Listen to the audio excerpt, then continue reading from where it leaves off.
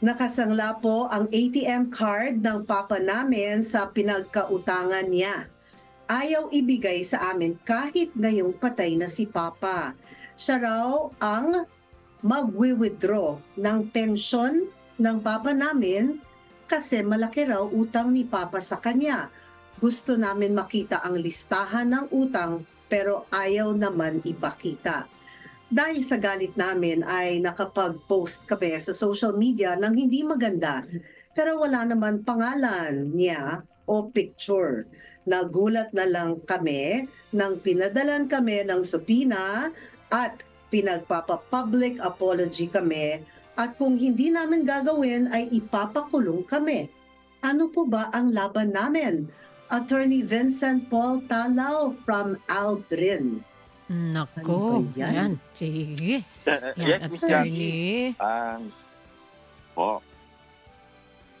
Nung sagot Miss natin Anya, no, doon. Opo.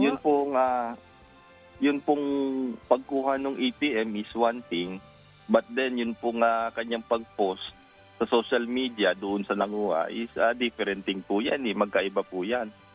Ngayon, doon po sa pagpapasumpina sa kanya, more probably meron po siyang pinost sa social media na paninirang puri doon sa may hawak ng ATM at siguro nag-file po sila ng complaint for yung tinatawag nating cyber libel kasi yan po paninirang puri through the posting of yung pong mga kataga na which is malicious and public at nakakasirang puri ng kapwa-tao. Yan po ay krimen na pinagbabawal po pursuant to the cybercrime law yung paninirang puri na ginagawa through the social media. Pero, kung yes. sinabi po niya, Miss Anya, na wala naman pong binanggit na pangalan kung kanino po Opo. nakalaan yun. Yes. And wala namang picture Wala or pong anything. picture. Meron lang Yes. siguro, dala po ng galit, na may expression lang doon na, kumbaga, generic po yun, it refers to general persons. Yan po isang depensa doon sa crime ng na ini-impute sa kanya. Kasi hindi po magpo-prosper ang isang krimen kung wala po tayong tinatawag na identification. Kasi hindi mo alam kung kanino patungkol po yung iyong post. So, siguro, ang magandang gawin dyan, Miss Jackie, sagutin na lamang po niya yung complaint at itanggi na lang po niya. Na intended po yun, yung kanyang pinost sa social media para po doon sa nagrereklamo. Okay. Doon naman po sa yung isang issue natin, Miss Annie, doon sa sa pagkuha po ng ATM, ayaw ibalik sa kanya. Meron po kayong karapatan na kunin yun kasi personal property po ng tatay ninyo yan. Unless na lamang, meron po siyang kasunduan doon. Meron po silang kontrata na pinipledge po niya yan.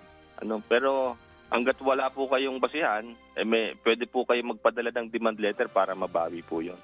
Okay, attorney, anong kaso noon? Halimbawa, kasi titingnan mo yung sinasabi ni Aldrin. Sabi niya, naman, gusto po namin makuha yung listahan kung magkano yung utang. Di ba karapatan naman nung nung tatay niya, ay nung mahal sa buhay nitong namayapa na tao.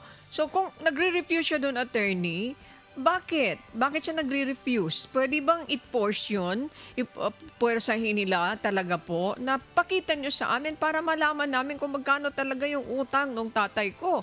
Hindi ba pwedeng gawin yun, attorney? Kung halimbawa mag-refuse din, pwede bang dalhin muna yun sa barangay and then later pwede ka rin mag-file? But the mere fact na may i-file na, paano po yan, attorney? If you decide to file a case against him kung sakasakali dahil yung refusal niya na ipagbigay alam kung magkano yung amount and at the same time, malaman nung ating yung nangutang, kamag-anak at mahal sa buhay ng nangutang. Attorney Paul, Attorney Vincent?